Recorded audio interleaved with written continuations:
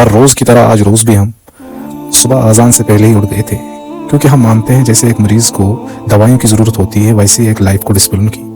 खैर छोड़ो ज्ञान की बातें, तो सुबह अजान चल ही रही थी और हम वज़ू की तैयारी में लग गए थे।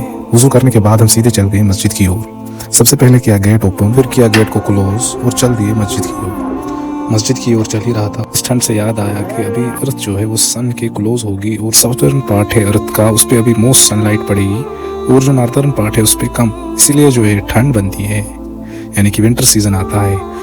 यही सोचते सोचते मैं पहुंच गया मस्जिद के आंगन में और कुछ कदम निकालने के बाद सीधे पहुंच गया मैं मस्जिद के अंदर। नूरुक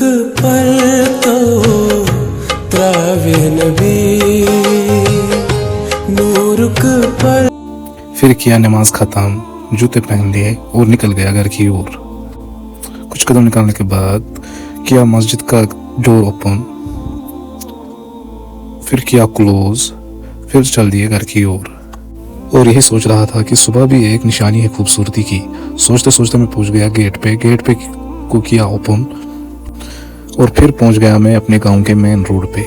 मेन रोड पे पहुंचने के बाद और कुछ कदम निकालने के बाद सीधा पहुंच गया अपनी गली में, और गली में कुछ कदम निकालने के बाद सीधा पहुंच गया मैं अपने गेट पर और गेट को किया ओपन और फिर गेट को किया क्लोज। घर पहुंचते ही पहले किया कांगड़ी का इंतजाम, क्योंकि सर्दी बहुत थी।